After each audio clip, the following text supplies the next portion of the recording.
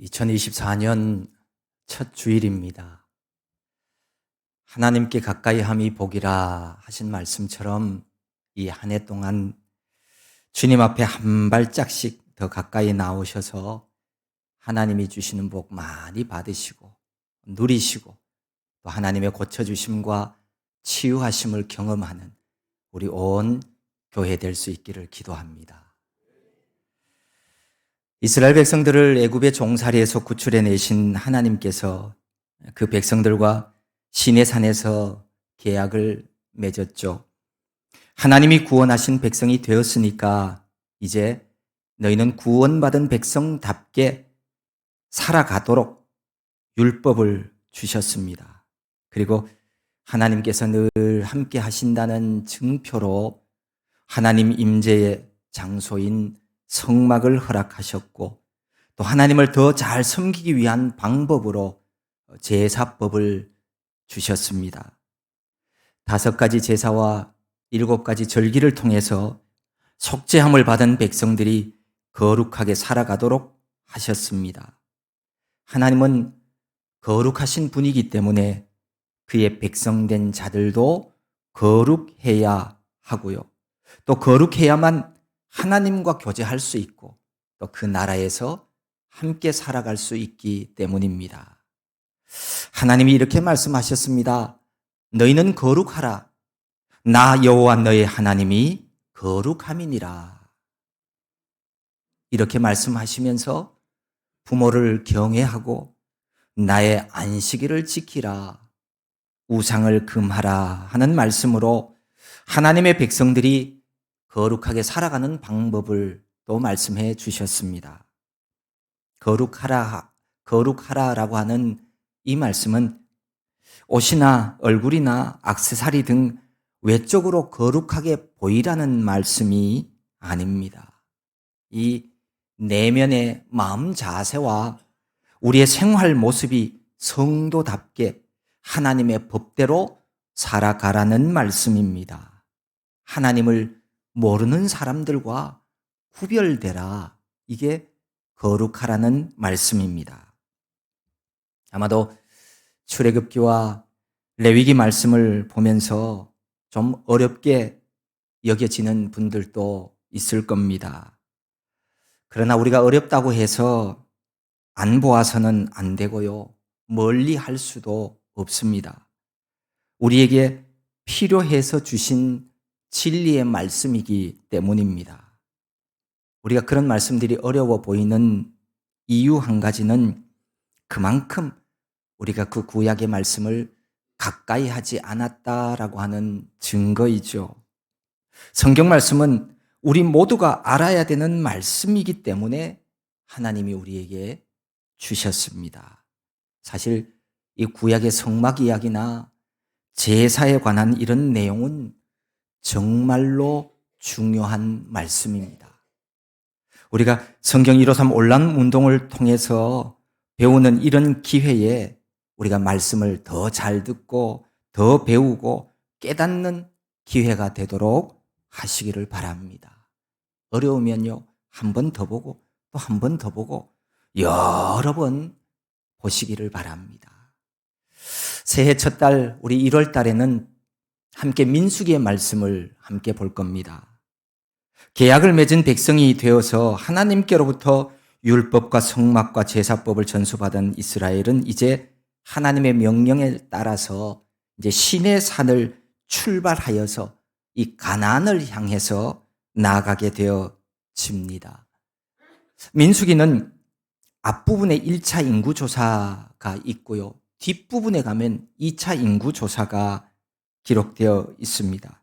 이렇게 백성들의 숫자를 세웠다라고 해서 이 민수기라고 하는 이름으로 붙여져 있습니다. 그런데 사실 1차와 2차 인구조사 사이에는 약 38년이라고 하는 이 기간 간격이 있습니다. 그 기간 동안에 광야에서 유리방황한 내용이 이 민수기의 주된 내용이기 때문에 이 민수기를 방황의 책 이렇게 부르기도 합니다. 민수기의 히브리 원문 성경 책 제목은 베미드바르라고 하는 말입니다. 여기 이 베라고 하는 것은 뭐뭐에서라고 하는 뜻이고 미드바르라고 하는 단어는 광야라는 말입니다. 그러니까 베미드바르라고 하는 얘기는 광야에서라고 하는 말을 가진 책 제목입니다. 이렇게 민수기는 이스라엘 백성들이 광야에서 유리방황한 내용을 기록하고 있는 책입니다. 이제 이스라엘 백성들이 광야를 지나며 가나안을 향하여 시내산을 출발하는 장면이 나오는데, 이거는 오늘 우리가 읽은 본문 다음 장인 10장에 보면 이제 시내산을 출발하게 되어집니다. 시내산을 출발하기 전에 백성들이 어떤 준비를 했는가라고 하는 그 내용이 민수기 1장부터 9장까지 있는 그런 내용입니다. 먼저 1장에는 인구조사를 하죠. 2장에는 진 편성과 행군 순서에 대해서 하나님께서 알려주십니다. 그리고 3장부터 9장까지는 레위 자손의 인구조사, 성막을 옮기는 데 봉사할 자손들, 정결한 삶, 나실인에 관한 법, 감독자들의 헌물, 두 번째 유월절에 대해서 기록을 하고 있습니다. 이렇게 1장부터 9장까지 시내산을 출발할 준비를 마친 후에 이제 마지막으로 오늘 본문을 통해서 이스라엘이 행진할 때 그들이 꼭 기억해야 될 것이 뭔가, 거기에 대해서 말씀을 하고 있습니다. 마침내 출애굽기 2년 1월 1일에 성막이 완성이 되어지고 하나님께 봉헌했을 때 아주 놀라운 역사가 나타나죠. 성막을 세운 날에 구름이 그 성막을 덮었습니다. 저녁이 되면 성막 위에 불 모양 같은 것이 나타나서 밤새도록 있다가 아침까지 있었습니다. 여기서 말씀하시는 이 구름은 하나님 임재의 상징입니다. 낮에는 구름 기둥으로, 밤에는 불 기둥으로 하나님께서 이스라엘을 철저하게 보호해 주신 것을 나타내고 있습니다. 물론 지금도 하나님은 당신의 백성된 우리들을 눈동자와 같이 지켜주시고 보호해 주고 계십니다. 오늘 이 말씀 안에는요, 같은 이야기가 여러 번 반복되어 있는 내용이 나옵니다. 그것은 구름이 성막에서 떠오르는 날에는 이스라엘 자손이 행진하였고 구름이 머무르는 곳에는 이스라엘 자손이 진을 쳤다라고 하는 내용이 반복됩니다. 이거는 이스라엘이 오직 하나님의 인도하심을 따라서 광야길을 진행하였다라고 하는 것을 우리에게 알려주시는 말씀입니다. 하나님은 우리의 걸음걸음을 날마다 선하신 뜻 안에서 인도하고 계십니다. 하나님의 임재를 우리가 느끼면서 그 인도하심을 경험하며 살아가는 일, 여러분, 이것은 우리 그리스도인들의 즐거움이고 바로 신앙생활의 핵심입니다. 오직 하나님이 인도하심 따라서 저 천국에까지 이르는 저와 여러분 모두가 될 수 있기를 바랍니다. 성막 세운 날에 구름이 성막 곧 증거의 성막을 덮었습니다. 출애굽기 40장에 의하면 이날은 출애굽한 제2년 1월 1일이었습니다. 성막이 완공이 되어지자 하나님께서 그것을 기쁘게 받아주셨어요. 기쁘게 받아주셨다는 증거로 하나님은 회막을 구름으로 가득 덮으셨습니다. 이것은 하나님께서 친히 그들의 삶 중심에 거하신다라고 하는 것을 우리들에게 보여주시는 겁니다. 구름은 하나님의 임재와 하나님이 우리와 동행하심을 상징하는 표현입니다. 물론 성막이나 구름이 없을 때에도 하나님은 여전히 그 백성들과 함께 하셨습니다. 그러나 성막이 세워진 이후에 하나님은 구름을 통해서 우리가 눈으로 볼 수 있게끔 하나님이 우리와 함께 하신다는 것을 알도록 해주시는 일입니다. 낮에는 구름, 밤에는 불 모양으로 성막을 덮는 이 현상은 성막이 처음 세워졌을 때만이 아니라 이스라엘 백성들이 광야 생활을 하는 동안 계속적으로 나타난 모습이었습니다.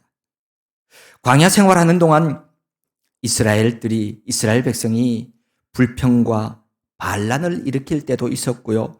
심지어 말씀에 거역할 때도 있었지만, 그러나 하나님은 구름과 불 모양으로 언제나 그들을 떠나지 않고 항상 그렇게 인도해 주셨습니다.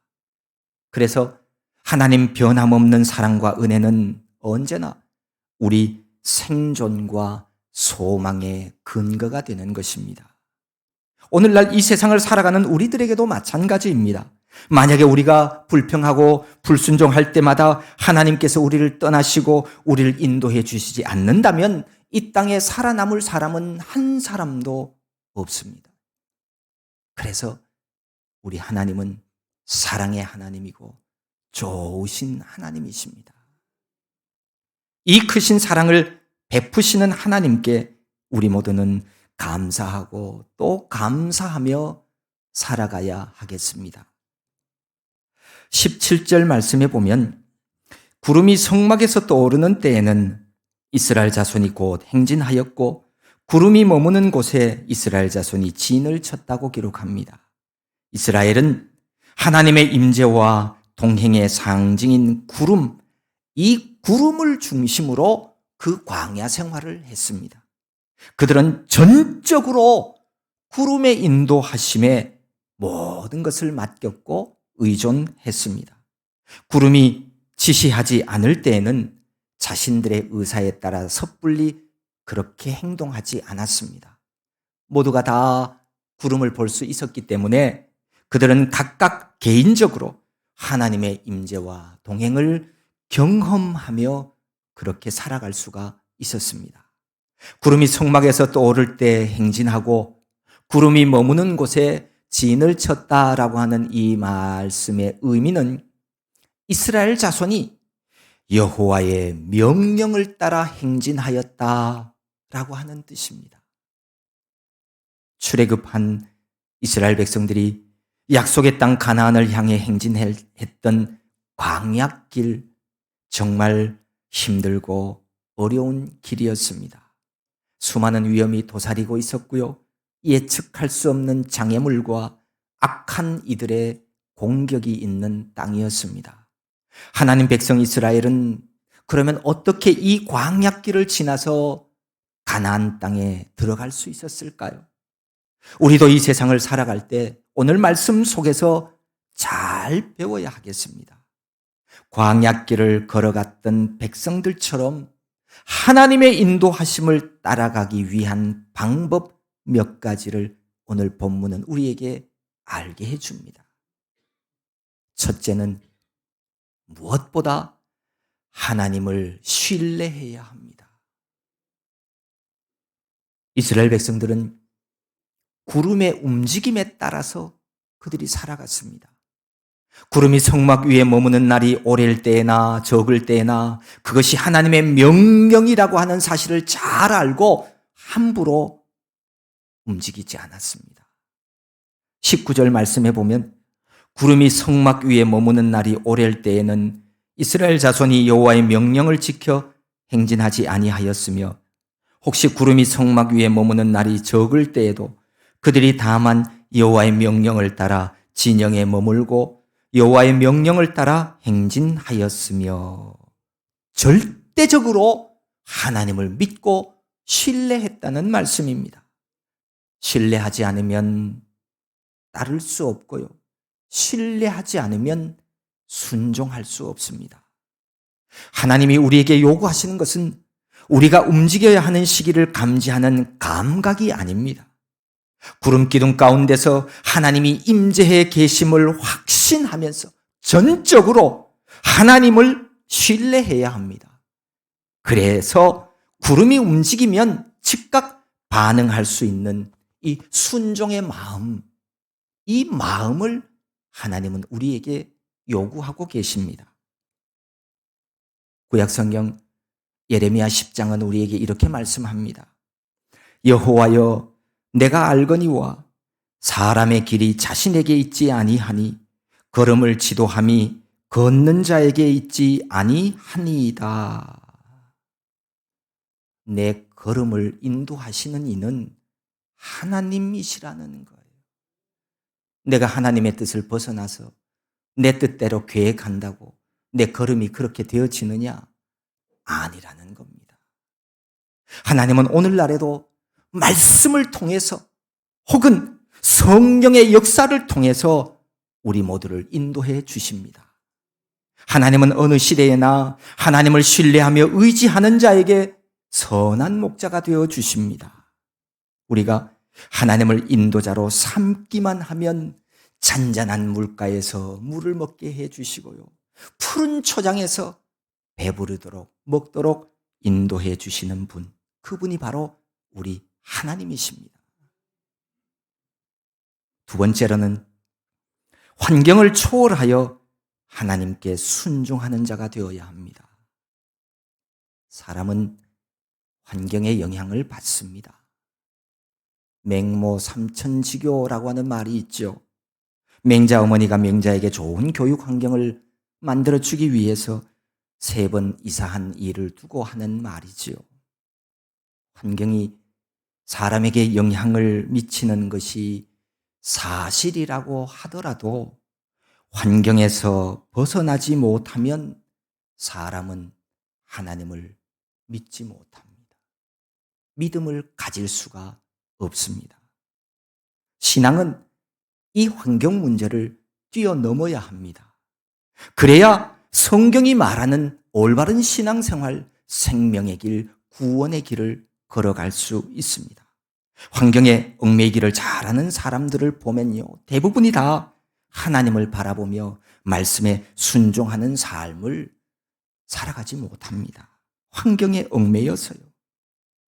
환경은 좋아도 나빠도 심지어 내가 생각하기에 적당해도 그 환경이 내 신앙생활을 잘 하도록 만들어주지 않습니다. 세상의 권세 잡은 자가 악한 영이기 때문입니다. 그래서 아굴의 잠언에 보면 이렇게 기도하죠.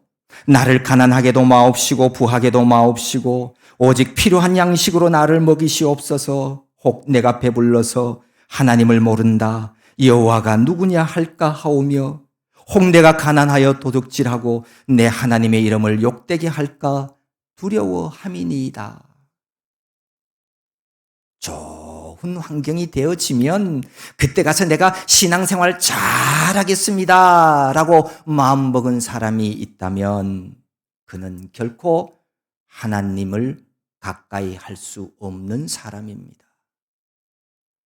신앙생활 하기에 좋은 환경은 죽을 때까지 없습니다. 21절 말씀 보십시오.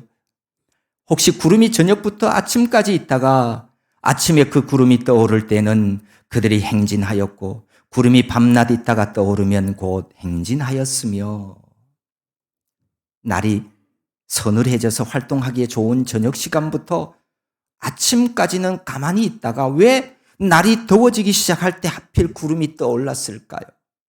햇빛이 뜨겁게 내리쬐기 시작하면 이동하기도 힘들고 더운데 말입니다. 하나님은 이스라엘 백성들에게 좋지 않은 날씨 환경 속에서도 하나님의 뜻에 순종해야 함을 말씀하고 있습니다. 좋은 환경 속에서 순종하는 것이 나쁜 환경 속에서 말씀에 순종하는 것보다 물론 쉬울 때도 있습니다. 하지만 우리가 알고 있어야 하는 사실은 하나님은 우리가 보기에 나쁜 환경, 그런 환경을 통해서도 우리를 인도해 가고 계신다는 사실입니다. 하나님은 어떤 환경 속에서도 우리에게 순종을 요구하십니다. 힘들고 어려운 환경을 통해 우리를 연단시킴으로써 보다 정결하고 강인한 천국의 백성으로 만들어 가십니다. 강하게 훈련받은 군사일수록 용맹하고요, 잘 싸우고요. 승리할 확률이 훨씬 더 높습니다. 우리는 어떤 환경을 만나든지 환경을 초월해서 하나님을 섬기는 천국 백성이 되어야 합니다. 비가 오는 날이든 눈보라가 몰아치는 날이든 혹은 따사로운 봄날이든 내게 주신 말씀에 순종하는 자로 살아가는 것, 이게 복된 삶입니다. 사실 광야에서 장막을 치고 걷고 하는 일이 이게 쉬운 일은 아닙니다. 광야길을 걸어가는 일도 힘들고 지치는 일인데 노약자도 있고 유아들도 있고 거기다가 가축까지 동반한 사람들이 많이 있는데 매일매일 장막을 치고 다시 그것을 해체해서 같이 다시 등에 업고 이렇게 40년 가까이 했다고 생각해 보세요. 얼마나 힘들고 고달픈 일이겠습니까? 그런데 이런 피곤한 광야 생활에 지쳤을 때는 좀 며칠 푹 쉬고 싶은 마음도 들 것입니다. 장막을 쳤으면 좀 더 쉬어가면 좋으련만 저녁부터 아침까지 있다가 구름이 떠올랐다고 야속한 마음을 가진 사람들도 있었을 겁니다. 하지만 그럴지라도 하나님의 인도하심에 모두가 다 순종했습니다. 출발 시간이 태양이 내리쬐는 시간이든지 내가 생각하는 환경이 아니든지 어떤 경우에도 그럴지라도 말씀에 순종하는 사람들이 되었다는 말씀입니다. 비록 나쁜 기후 조건이라도 심지어 단지 하루만 머물고 떠난다 할지라도 그들은 하나님 명령 따라 자신의 장막을 걷고서 출발해야 했습니다. 하나님의 인도하심을 받는 사람들, 그런 사람들의 특징은 환경을 초월해서 하나님 앞에 순종하는 사람들입니다. 세 번째로, 내가 생각하는 것과 맞지 않아도 그래도 순종해야 합니다. 하나님을 믿는 신앙생활이란 마땅히 하나님의 뜻을 따라야 한다는 것, 그게 맞다는 것 다 알고 있습니다. 그런데 그렇게 하지 못하는 이들이 있습니다. 내 생각이 하나님 생각과 달라도 순종하는 것, 이것이 믿음이고 이게 성숙한 신앙인의 삶입니다. 구름이 성막 위에 한 달이든지 1년이든지 머물러 있을 동안에는 이스라엘 백성들이 행진하지 않고 머물러 있었습니다. 나중에 구름이 떠오르면 그때까지 기다렸다가 떠오르면 그때 행진했다는 겁니다. 사실 이 당시 지금 이스라엘 백성 모두가 가진 마음이 어떤 마음이었겠습니까? 아마도 빨리 하나님이 약속의 땅 가나안에 들어가고 싶어 했을 것입니다. 광야의 뜨거운 태양과 밤에 엄습하는 추위, 그리고 광야의 위험을 무릅쓰고 하루하루 버티고 있는 이유는 단 하나, 가나안에 들어가는 그 소망 때문이었습니다. 그런데 이 구름이 백성들의 마음도 모르고 한 달이나 1년 동안 머물러 있고 떠오르지 않았을 때 그들 마음에 얼마나 조급함이 일어났겠습니까? 그럼에도 도대체 하나님은 왜 이 지겨운 광야에서 움직일 생각을 안 하는 거야? 이렇게 불평하며 빨리 가자고 재촉하지 않았습니다. 빨리 가야 된다고 자기 집 텐트 챙기지 않았습니다. 구름이 떠오르지 않으면 그냥 기다리고 있었습니다. 23절 말씀에 보면 곧 그들이 여호와의 명령을 따라 진을 치며 여호와의 명령을 따라 행진하고 또 모세를 통하여 이르신 여호와의 명령을 따라 여호와의 직임을 지켰더라. 여기 이 직임이라고 하는 이 말은 부탁한 임무, 규례 이런 말입니다. 이스라엘 백성들이 구름의 머무름과 떠오름으로 지시하는 하나님의 명령을 모두 다 잘 지켰다라고 하는 말씀입니다. 이스라엘 백성들이 하나님의 뜻이 내 뜻과 맞지 않을 때에도 자신을 쳐서 말씀에 순종해야 한다는 것을 우리에게 알게 해줍니다. 우리도 마땅히 그렇게 해야 합니다. 예나 지금이나 하나님 백성들은 하나님께서 부탁하신 명령을 따라 성급하지도 말고 게으르지도 않게 그렇게 여행을 해야 합니다. 이 방법이 가장 안전하고 가장 빠른 여행의 방법입니다. 오늘을 살아가는 우리도 영적 가나안 땅, 저 천국에 들어갈 수 있는 유일한 방법이 바로 하나님 인도하심을 따르는 것입니다. 내 생각과 일치하지 않아도 하나님의 말씀에 순종하십시오. 말씀에 대한 불순종은 하나님을 나의 목자로 인정하지 않는 겁니다. 하나님의 인도하심에 순종하고 받아들여야만 하나님의 나라에 들어갈 수 있습니다. 영국을 해가 지지 않는 나라로 만들었던 빅토리아 여왕 시대에는 해상무역이 발달했던 이유로 선박 제조 기술도 발달되어 있었다고 합니다. 그런데 그 당시에 만든 배를 보면 특이한 점 하나가 있었습니다. 커다란 2개의 나침판이 있었다고 합니다. 하나는 항해하는 사람들이면 누구나 볼 수 있도록 갑판에다가 설치되어 있었고, 또 다른 하나는 제일 높은 돛대 꼭대기에 설치되어 있었습니다. 한 번은 대서양 한복판을 항해하던 선장이 돛대 꼭대기에 나침판을 살펴보고 내려오고 있는데 한 여행객이 물었습니다. 아니, 왜 이 배는 2개의 나침판을 갖고 항해를 하는 겁니까?